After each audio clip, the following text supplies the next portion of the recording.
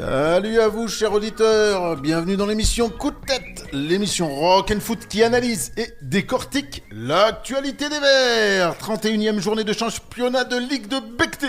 Saint-Etienne recevait les Bretons Concarneau. Victoire courte, mais précieuse de Saint-Etienne, 1-0. Ce week-end à Geoffroy Guichard, on fêtait bien sûr la victoire, mais on fêtait aussi l'anniversaire, les 90 ans du club, et eux, ils ont 90 ans à deux. C'est Olivier et Eric. Salut à vous. Du haut de mon grand âge, je vous salue. Voilà. Et je précise quand même qu'on fait même beaucoup plus que ça. Hein, on est plus vieux que la Saint-Etienne. On va dire 45-45, hein, pour pas fâcher l'autre. Moite. Voilà. Belle intro, Marco, belle intro. Dans cette émission, on va revenir donc sur cette victoire stéphanoise, une fois de plus. On passera aussi des morceaux musicaux. Il y aura une page altiligérienne, bien sûr, et également une page agenda, et on clôturera l'émission avec les coups de cœur et coups de tête. C'est parti pour 55 minutes d'émission et on commence par le match du week-end. Vous écoutez l'émission Coup de tête. Voici le match du week-end. Pour la réception de Concarneau, dans un chaudron bouillonnant à guichet fermé, Olivier Dalloglio a choisi d'aligner le 11 suivant. Dans les cages, Larsonneur, porteur du brassard de capitaine en l'absence de Briançon. Une charnière centrale constituée donc de Nadé et Batubinsika. Sur les côtés, Petro et Masson. Au milieu, Tardieu, associé pour une fois à Monconduit, avec en position offensive Chambaud, Cafaro, Cardona et en pointe Sissoko. Les Verts peinent à emballer le match et sont inquiétés d'entrer sur un tir lointain de Moisan détourné par Larsonneur. Ce sont pourtant eux qui ouvrent le score à la 23e minute, avec au départ et à la conclusion de l'action Nadé. Le défenseur central coupe une offensive bretonne. La balle passe ensuite entre les pieds de Chambaud, Monconduit et Sissoko, qui voit l'appel en profondeur de Cardona. Le joueur prêté par Augsbourg efface le gardien avant de servir en retrait Nadé, lequel d'un plat du pied fait trembler les filets. Mené, le promu parvient à se procurer de nouvelles situations par Barès puis Rodriguez, mais l'Arseneur veille au grain. La SS réagit et n'est pas loin de breaker par Cardona, qui suite à un tir de Cafaro repoussé par le gardien place une tête lobée, claquée puis dégagée en catastrophe. Sissoko est ensuite trop court pour reprendre un centre du même Cafaro. Puis dans le quart adverse, on n'est pas loin du pénalty sur une intervention de Nadé dans les pieds de Diawara. En seconde période, il ne se passe pas grand-chose jusqu'à l'entrée en jeu de Mboukou, qui après avoir été bousculé à la surface s'emmène le ballon de la tête, crochette son vis-à-vis et frappe mais trouve malheureusement le poteau. Les Verts restent à la merci d'une égalisation qui est proche d'intervenir dans le temps additionnel sur une frappe enroulée de Chadli, joliment détournée par Larsonneur. On en reste donc sur ce score de 1-0, victoire peu probante mais ô combien importante pour les hommes d'Olivier Dalloglio, désormais second grâce à une meilleure différence de but sur le SCO d'Angers, accroché chez lui par le Stade Lavallois. À 7 journées de la fin, ils ont pour la première fois le destin entre leurs mains et sont virtuellement en Ligue 1. Merci Eric pour ce résumé très précis. Oui, voilà, ça nous fait du bien quand même cette victoire, puisque on est dauphin de cette Ligue 2.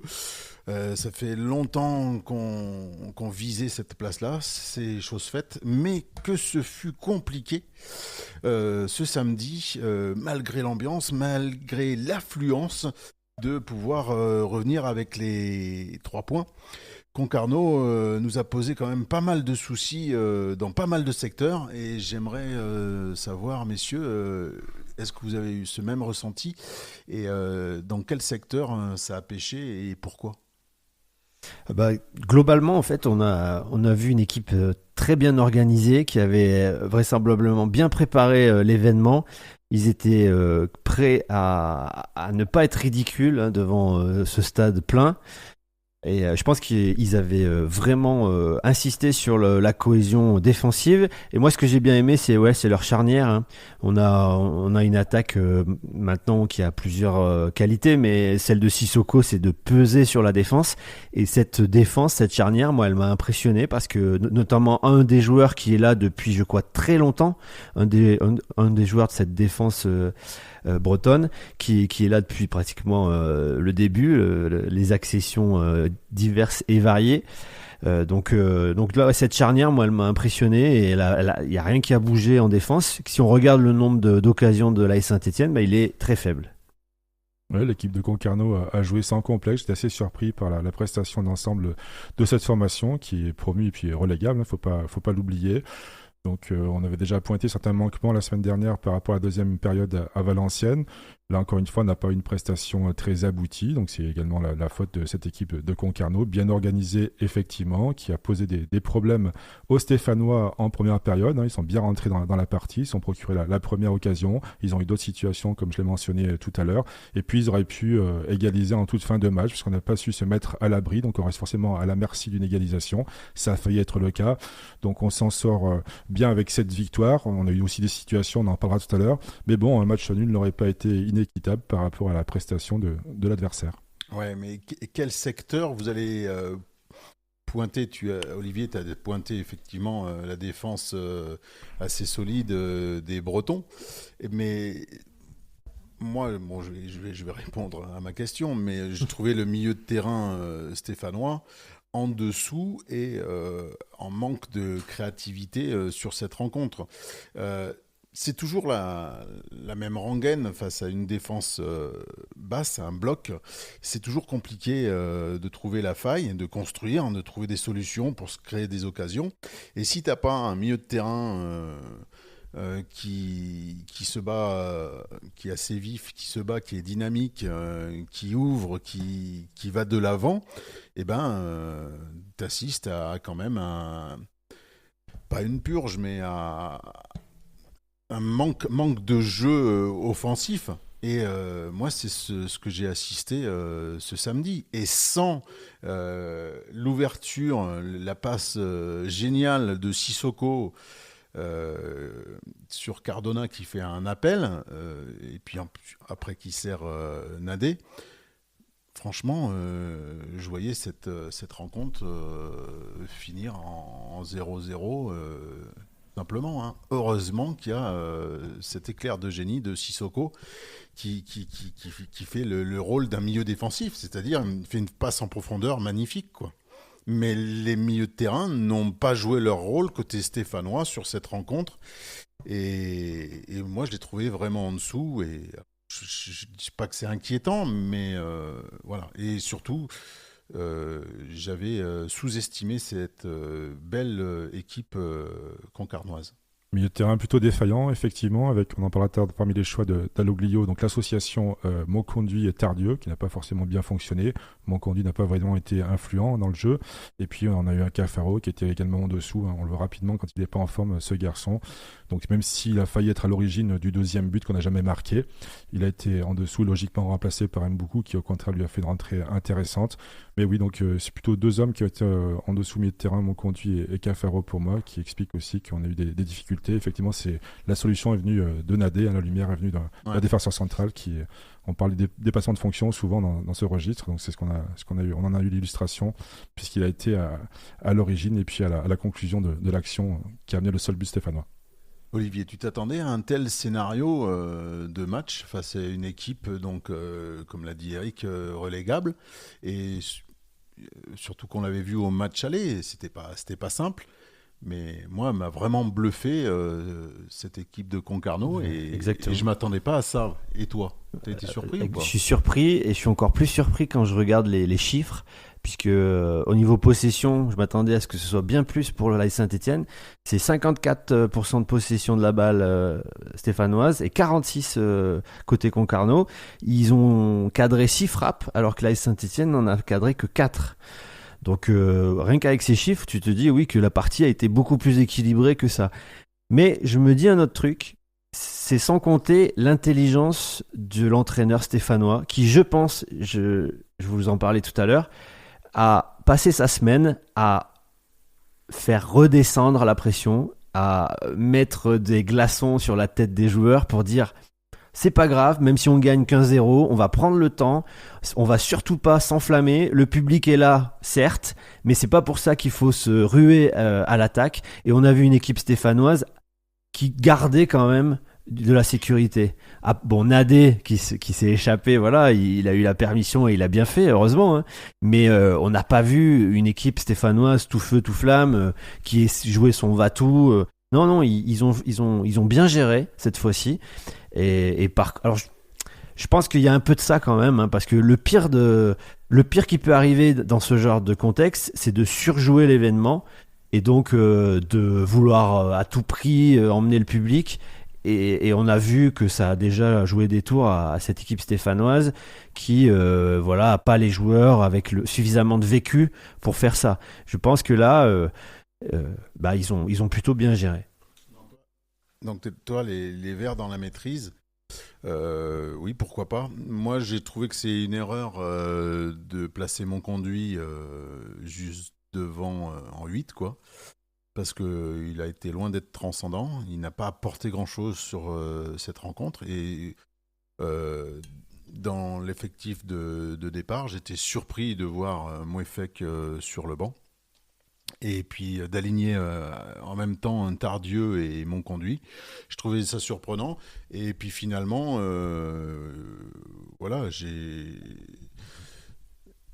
En les voyant sur le terrain, c'est ce que je dis, quoi. Au résultat, il y a peu de créativité au milieu de terrain, alors que face à un bloc bas, il aurait été judicieux, à mon avis, d'avoir des joueurs un peu plus vifs, un peu plus pertinents dans la création du jeu. C'est vrai que quand j'ai vu la composition de l'équipe, je pensais qu'ils allaient jouer avec un double pivot, c'est-à-dire 2 joueurs devant la défense, Monconduit et Tardieu. Alors qu'en fait, Monconduit a joué beaucoup plus haut avec Chambaud, là. Et c'est vrai qu'on a vu un peu les limites d'un Monconduit qui commence à avoir un peu quelques années. Et c'est pas la place, surtout face à une équipe qui était bien regroupée. Il n'avait pas beaucoup d'espace et on l'a pas vu à son avantage sur ce match-là au niveau offensif.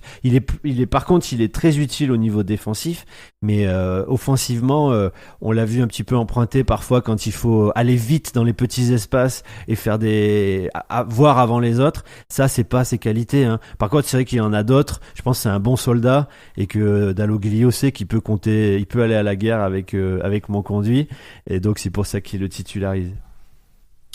Ouais, en tout cas, courte victoire, match compliqué, mais victoire et 3 points qui nous permettent donc d'accéder à cette 2e place de ce championnat. Donc voilà, on l'a visé pendant longtemps, c'est chose faite. Et tant mieux, et puis en plus pour les 90 ans, c'était le pied. On va passer un premier titre musical dans cette émission, et ça sera des groupes stéphanois aujourd'hui. Hein.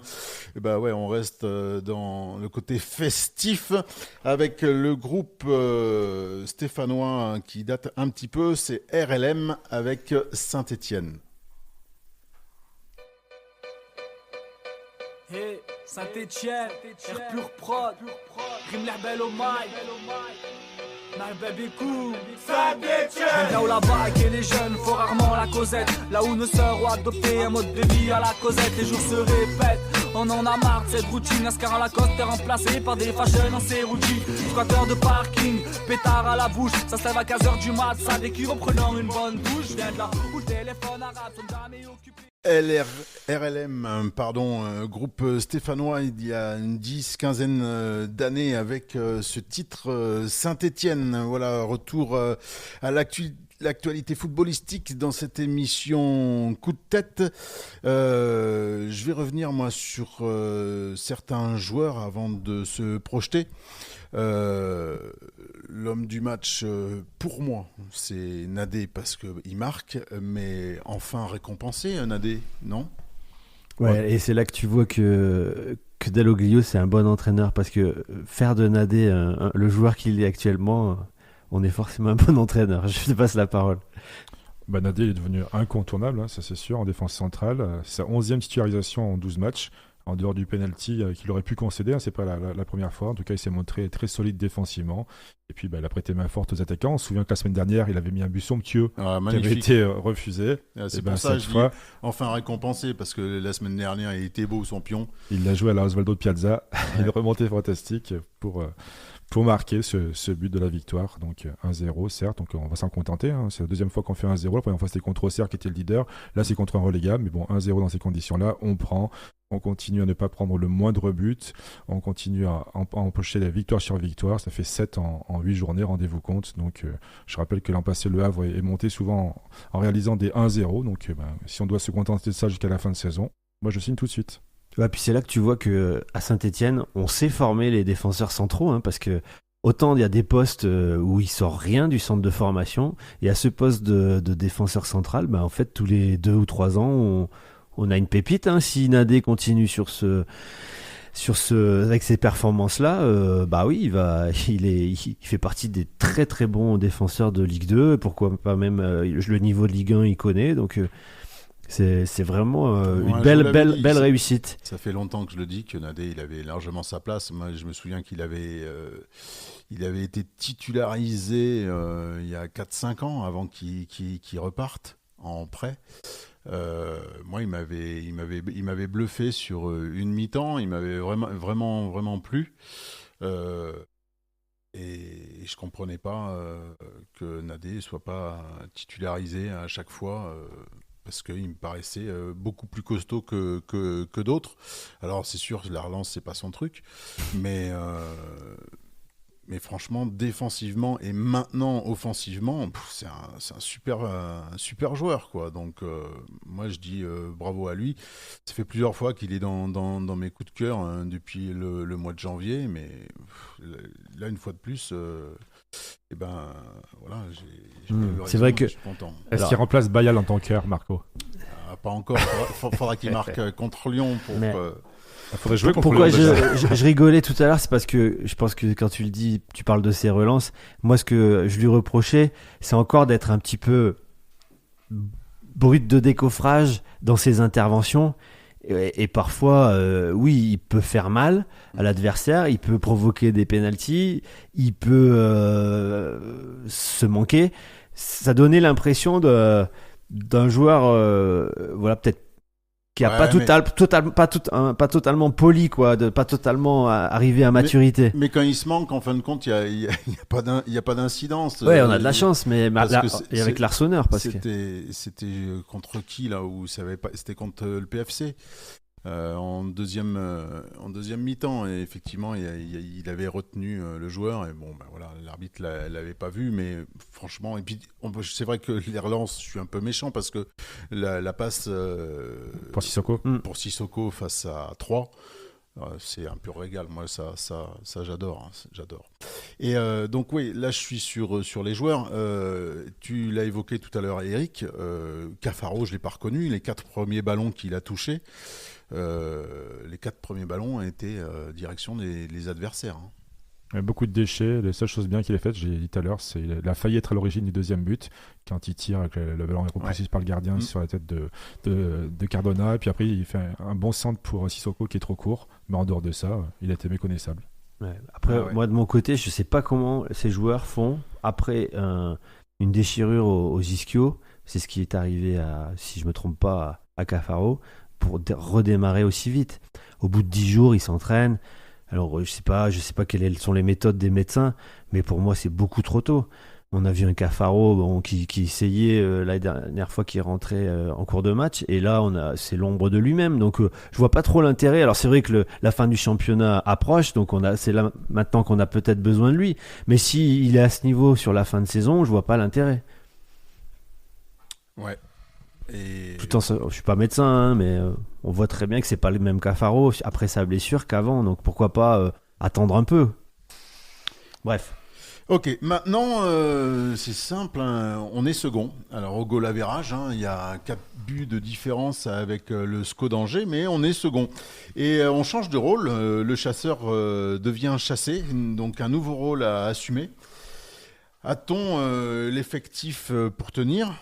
Et surtout qu'on a 2 latéraux qui sont blessés et suspendus les prochains matchs. D'ailleurs, tu as vu, Marco, ce qui s'est passé en fin de match tactiquement. Ouais. Quand Masson est sorti, il a fait rentrer Ben Taïg, il l'a essayé à droite, il a vu que ça ne fonctionnait pas. Donc il a sorti ensuite Petro, donc apparemment il a dit qu'il y avait des problèmes de crampes. Ouais. Il a fait repasser Bentaïg à gauche et il a fait descendre, comme je l'avais dit la semaine dernière dans l'émission, Mouefek à droite, qui s'est montré plutôt nerveux. Qui était pas très content, tu veux dire? Non, on l'a vu. Nerveux, il est. Oui, je sais qu'il est nerveux, Mouefek, mais Il aurait pu prendre un rouge. Mouefek et Bouchari, on pourra en parler. Hein. Ouais. Les On peut en Marocains. parler maintenant, tout simplement. On peut en reparler maintenant. Effectivement, Mouefek et Bouchouari, bizarrement, ils sont pas dans le 11 de départ. Ils font. Bizarrement pour Mouefek. Oui, pour les deux. Non, mais t'as l'habitude que Bouchari ne joue pas. Oui, maintenant. Avec Dalloglio. Maintenant, oui, mais c'est quand même Et bizarre. vu ce qu'il a fait samedi, il jouera encore moins. alors qu'est-ce qu'il a fait samedi? Il a craché sur un adversaire. C'est inadmissible. Inadmissible. Ouais, j'ai pas vu. Oui, le joueur breton s'en est plaint. Mais oui, effectivement, les deux étaient relativement chauds. Et peut-être qu'ils vivent tout simplement mal de ne pas être titulaire de match en match. Hein. Oh, mais là, c'est la fin du ramadan. Il pourrait Ça ira beaucoup mieux le week-end prochain. Il pourrait exprimer sa frustration de cirer le banc autrement que par ce qu'il a fait. Hein. Quand on est footballeur professionnel et qu'on porte le maillot vert, on n'a pas le droit de se comporter de la sorte. Mouefek, on l'a vu pousser un adversaire, donc ça va qu'il en a rajouté un au sol. Mais il venait juste de rater une touche.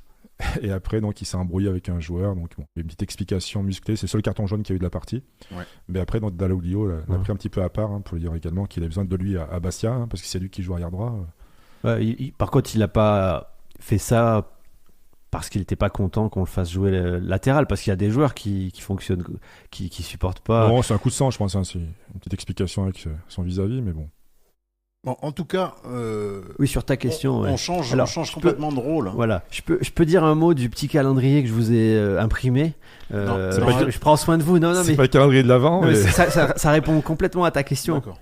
Parce que en fait, c'est les adversaires des premiers de ce classement de Ligue 2. Hein. Donc je l'ai intitulé En route pour la Ligue 1, point d'interrogation. Quelle équipe a le meilleur calendrier? Donc quand tu dis qu'on est désormais passé devant Angers, alors il faut rajouter à la différence de but et surtout il faut rajouter que il reste quand même 7 matchs. Donc je vous ai mis les adversaires de Auxerre, les adversaires de l'AS Saint-Etienne et les adversaires d'Angers. Je vais poursuivre en faisant les autres équipes un petit peu plus bas pour y voir plus clair, tout simplement pour voir laquelle de ces équipes a le meilleur calendrier, parce que faudrait pas que les Verts, comme tu le dis, ça y est, se disent on est passé devant et ça va rouler maintenant jusqu'à la Ligue 1, parce que quand on regarde ce tableau, donc j'ai attribué un certain nombre de points en fonction des adversaires, et si on regarde bien, le Angers a un calendrier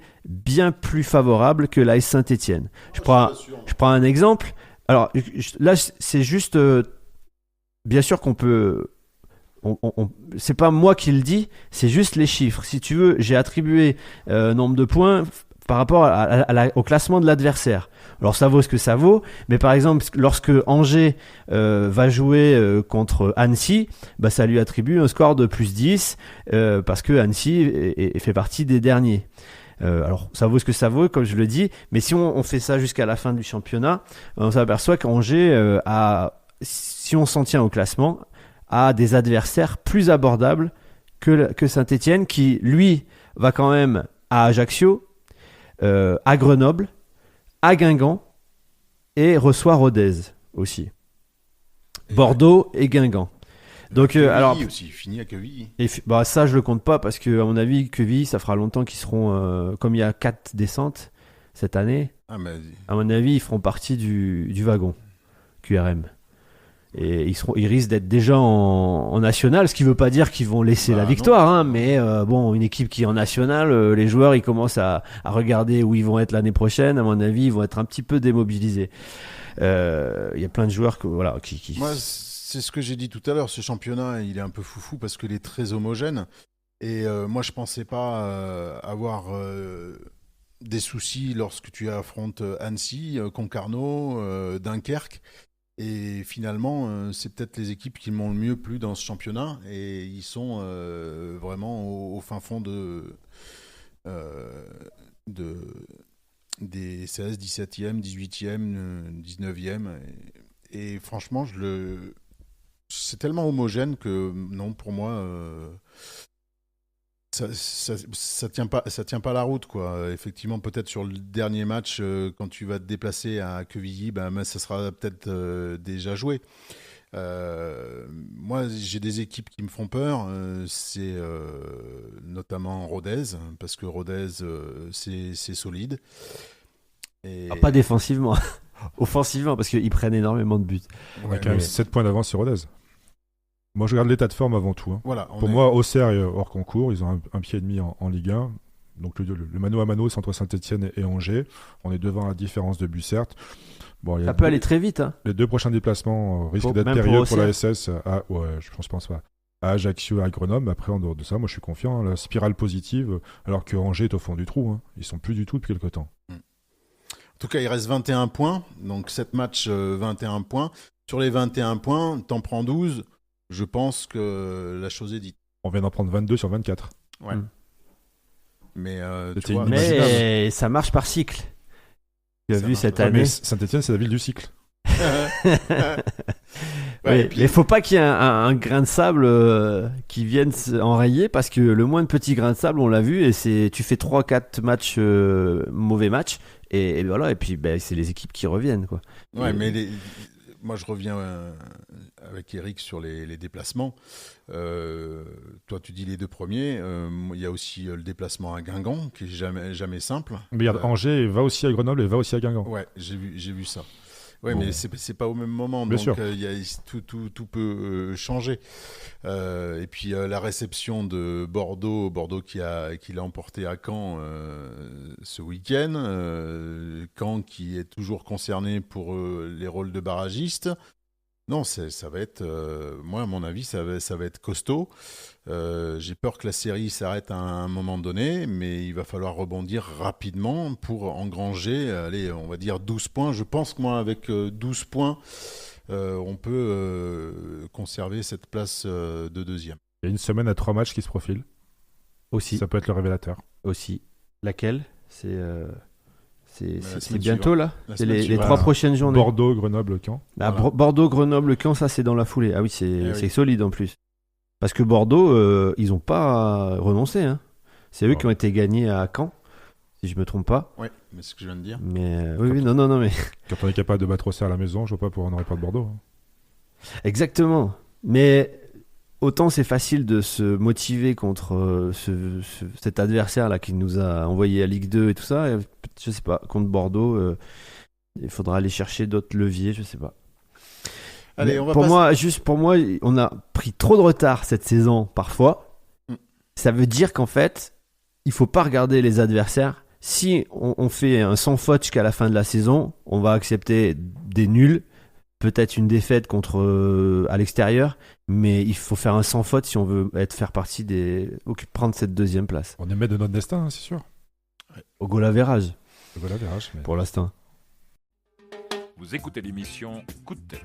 Voici l'agenda. Ouais, l'agenda, ça sera donc à Ajaccio que les Verts devront se rendre. Et donc pour présenter cet adversaire, eh bien, on peut dire que la saison de l'AC Ajaccio s'est produite en 2 étapes. C'est vrai qu'ils avaient plutôt, on rappelle qu'ils descendent de l'échelon supérieur, hein, Ajaccio. On rappelle aussi que c'est une équipe qui est très difficile à manœuvrer à la maison. Ils étaient quasi invaincus pendant une grande partie de cette saison. Et puis depuis la trêve de Noël, eh bien c'est plus trop le cas pour les Ajacciens. Et pourtant, la dernière fois, donc ils ont renommé leur stade, hein, qui, je l'avais dit, c'était mon coup de cœur. Hein, il a cessé de s'appeler François Coty. Il a changé de nom. Il va falloir s'y habituer. Et c'était une belle fête, mais même à cette occasion, on sait que les Corses sont très fiers quand il s'agit de célébrer quelque chose. Bah, même là, ils ont perdu contre Auxerre. Et alors, ce qui se passe pour ce club, c'est que leur défense est un peu décimée. C'est-à-dire que Maxime Chanot, je ne sais pas si vous voyez ce défenseur qui jouait, est parti à la trêve, sans rien dire à personne, et il a signé, il est reparti en MLS. C'était un petit peu la pierre angulaire de cette défense, et il a quitté le club un petit peu contre toute attente. Et puis ils ont un petit souci de gardien aussi, ces Ajacciens, c'est-à-dire que Mathieu Michel, l'ancien gardien de Niort, a fait, son entraîneur en tout cas Pantaloni était pas très content de ses prestations. Il l'a remplacé par un pur Corse formé à Ajaccio, Solacaro. Vous ferez sa connaissance samedi prochain. Il n'a pas forcément brillé, mais il est corse. Alors je sais pas si ceci explique cela, mais en tout cas, c'est lui qui tient la cage ajaxienne. Une équipe d'Ajaccio qui s'est renforcée en attaque, normalement, puisque c'est Saki, vous vous rappelez, l'ancien Auxerrois qui a rejoint Ajaccio. Et également Ibaï au poste d'avancement. Donc il va falloir faire attention à Ibaï qui est très adroit devant le but. Et puis attention aussi à l'ancien Thomas Mangani qui a marqué un très joli but ce week-end il a lobé le gardien du milieu de terrain. Donc lui c'est le métronome, il est pas tout le temps là parce qu'il commence à être un peu âgé. Cette équipe elle a une moyenne d'âge assez âgée. Il y a Camper aussi, l'ancien Guingampais qui est âgé sur le flanc droit. Mohamed il a 35 ans, Avinel il a 37 ans, il y a quand même des vieux de la vieille dans cette équipe. Elle est un petit peu difficile à cerner, mais les résultats sont pas bons du tout depuis la trêve de Noël là, la trêve hivernale. Donc je pense que les Verts se rendent à Ajaccio au bon moment, il fallait mieux aller à Ajaccio maintenant qu'au début de la saison, puisqu'ils avaient fait carton plein à domicile les Corses. Et là, le problème, c'est que ils luttent pour le maintien, donc ils vont vouloir. Il va y avoir quand même un peu de pression du côté des Corses, qui voient les équipes relégables se rapprocher d'eux au classement. Donc beaucoup de méfiance à avoir du côté de Saint-Etienne. C'est pas du tout le même profil que Bastia. Bastia, c'est une équipe jeune et un petit peu naïve qu'on a affrontée. Alors que là, Ajaccio, c'est une équipe de vieux briscards qui va peut-être même truquer un peu la rencontre, qui va faire jouer de tous les artifices pour gagner cette rencontre.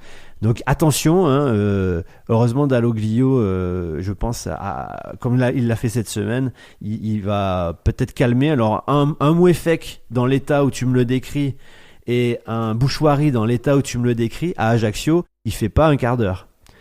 Il tient pas un quart d'heure, l'arbitre sort un rouge très très rapidement.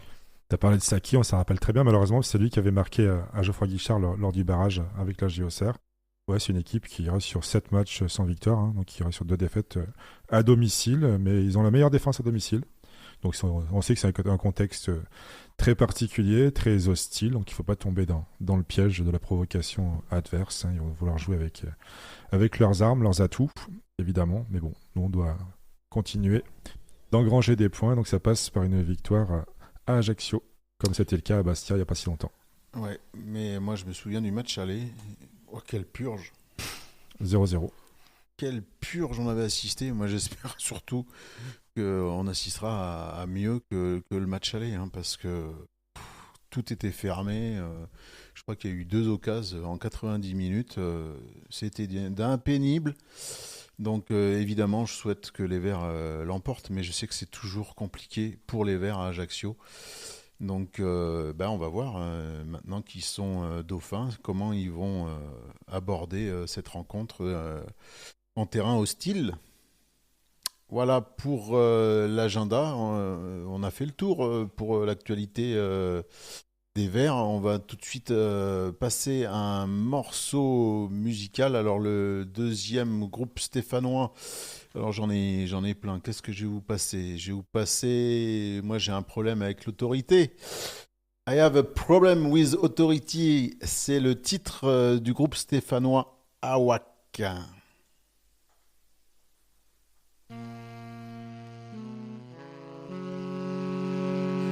It starts in your toes and it grows to your feet and your teeth. It's a heat wave playing with your hips. Don't get me wrong, 'cause I hate dancing. I am only sleeping with the feeling that takes over me each and every time I hear the Kings. I have a problem with authority.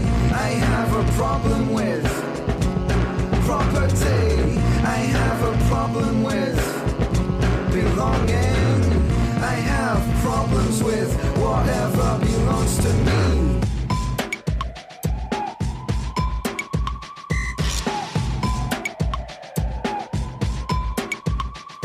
I don't need religion, I don't need belief. I know it's an illusion and everyone's a thief. Le spoken word Gaga du groupe stéphanois Awak sur ce titre I Have a Problem with Authority. Voilà, c'était deux groupes stéphanois, j'en ai encore plein. C'est très très bon, hein. Très très bon son Ouais, ça. alors j'ai déjà passé un groupe Angel, c'est à peu près le même groupe, mais en fin de compte, à chaque fois, ils font d'autres configurations d'année en année. Et j'ai passé aussi un autre titre il y a quelques mois. C'est les mêmes protagonistes, mais voilà, c'est du indépendant, c'est stéphanois et c'est du bon et c'est tant mieux pour nous. On retrouve notre émission Coup de tête et on va passer au coup de cœur. Vous écoutez l'émission Coup de tête. Voici les coups de cœur. Alors, coup de cœur, bien sûr, pour la 7e victoire en 8 journées. Comme j'ai dit tout à l'heure, 22 points sur 24 possibles, hein, qui aurait pu prévoir, pareil, remontada. J'utilise ce terme la veille d'un PSG-Barça, mais c'est vraiment ce qu'on vit depuis 2 mois. On dégage désormais une telle force collective qu'on a l'impression que plus rien ne peut nous arrêter, même s'il ne faut pas s'enflammer, évidemment. Coup de cœur pour la seconde place, tant convoitée, synonyme d'accession directe, qui est désormais la nôtre et qu'on va devoir défendre becs et ongles jusqu'au bout. Et puis pour la formidable effervescence du chaudron, j'étais présent le matin, samedi, dès l'ouverture de la Green Zone au parc François Mitterrand. Et puis on peut dire que les 90 ans du club ont été célébrés au stade de façon grandiose, hein, des tifos vintage sublimes déployés dans le COP Sud, mais aussi sur toute la longueur de la tribune Henri Point, une ambiance à couper le souffle. Et puis il faut le signaler, aucun fumigène. Bravo aux groupes qui ont entendu le message délivré dans la semaine par le coach Olivier Dalloglio. Ouais, c'était la question que je voulais vous poser en guise de coup de cœur, hein. Mais c'est une belle réussite, cette Green Zone et Oui. cet anniversaire avec des images et des vidéos qui montrent que ce club est à nul autre pareil. Et de mon côté, donc, pour changer un petit peu, c'est un Clermontois, moi, qui m'a bien plu ce week-end. Je ne sais pas si vous avez vu la passe de Mohamed Cham contre le Paris Saint-Germain. Je sais pas, faut être vraiment inspiré de habiter pour penser à une passe comme celle-ci. Vous la regarderez, j'essaierai de la partager sur les réseaux. C'est ce qui donne un but ou pas? Ouais, ça donne un but. Ouais. Ok, j'ai vu. Mes coups de cœur, oui, je te rejoins, Eric, hein, effectivement.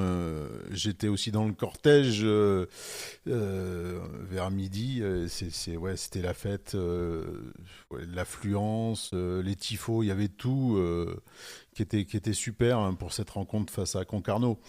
Et ce que j'ai aimé ce week-end, c'est cette passe de Sissoko qui change absolument tout.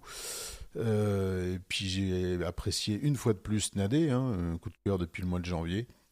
Et j'ai apprécié le nul du derby entre Angers et Laval, hein, qui nous a permis donc de passer devant. Et puis une chose aussi que j'avais pas fait attention, mais que Saint-Étienne n'a toujours pas reçu de carton rouge, alors qu'on a la 31e journée de championnat. Ce n'était pas arrivé depuis les années 80. Donc tenir au bout de 31 journées et toujours pas de rouge, donc voilà, c'était à souligner. On enchaîne bien sûr avec les coups de tête. Vous écoutez l'émission Coup de tête. Voici les coups de tête. Un coup de tête en ce qui me concerne, j'ai parlé tout à l'heure des tifos somptueux des Greens, hein, qui pour célébrer les 90 ans du club ont choisi de mettre en avant, comme dans un musée en fait, des objets de collection ainsi que des figures marquantes des joueurs magnifique. Et dirigeants toute époque confondue. Magnifique, oui, mais enfin tout aurait été parfait, Marco, sans la fausse note finale. Sur la toute dernière partie du tifo, hein, déployé dans le COP, apparaît la figure de Michel Platini, alors que Platini, qui à mes yeux est le plus grand joueur de l'histoire du football français, soit représenté sur le tifo des 90 ans de la SS, c'est tout à fait normal. Sauf que là, il n'était pas représenté en tant que joueur, mais en tant que dirigeant.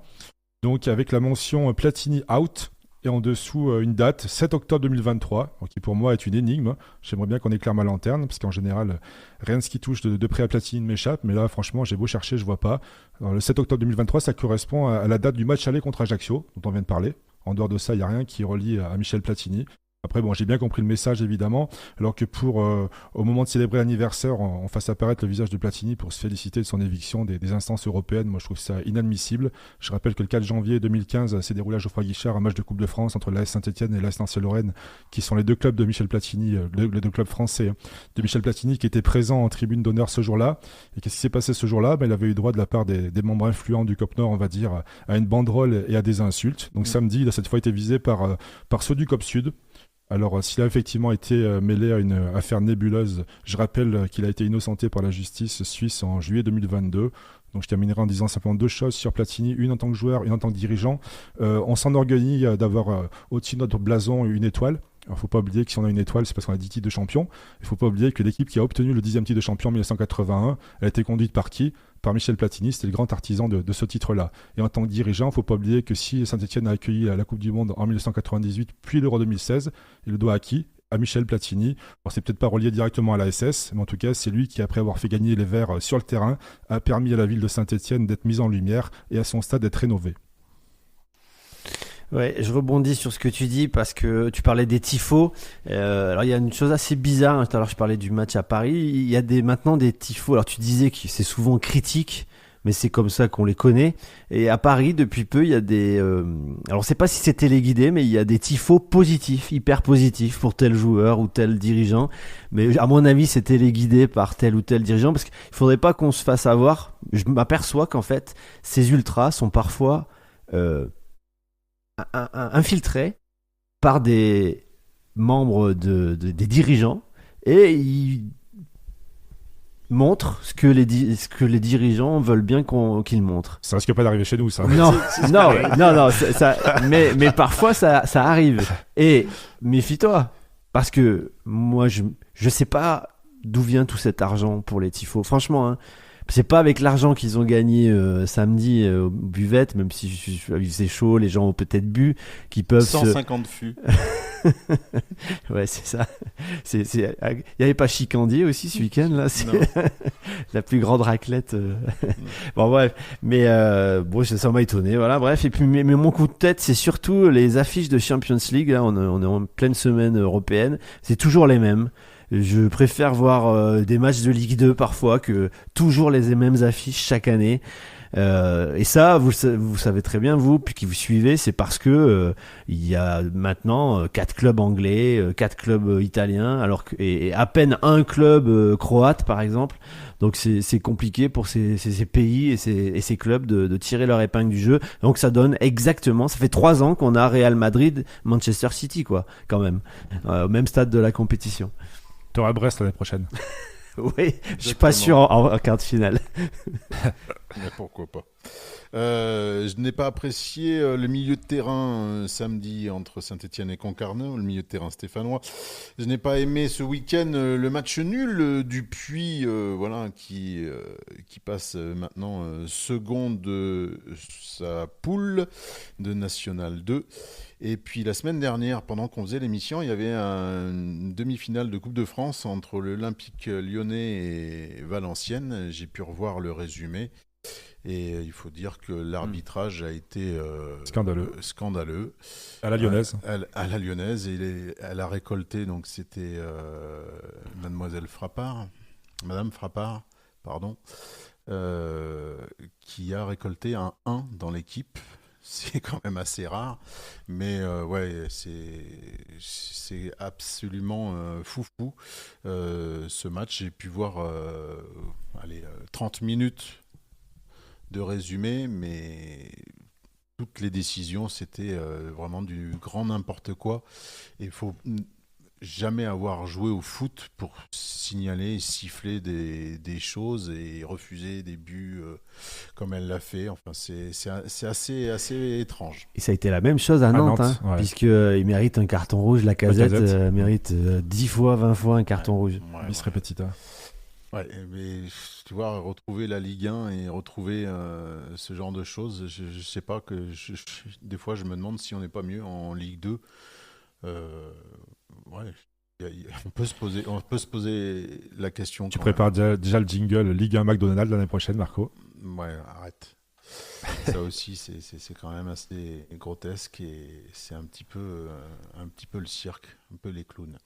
Merci en tout cas de nous avoir écoutés pour cette émission, hein, malgré quelques soucis techniques. Mais on se retrouve pas la semaine prochaine.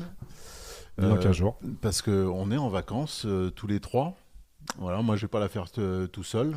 Je reste tout seul. Et puis dans 15 jours, hein, le mardi soir, c'est un certain Grenoble-Saint-Étienne, donc on peut pas la faire non plus. Donc on se retrouve après le match entre Saint-Étienne et Caen, c'est ça ? Oui, le 30 avril. Voilà, dis donc. De l'eau aura coulé sous les ponts. Mais on sera encore deuxième. Et on j'espère. sera encore deuxième, voire premier même. Bon, d'ici là, en tout cas, un gros allez les Verts et on y croit. Et bis à vous, chers auditeurs. À bientôt. À bientôt, allez de À là. bientôt.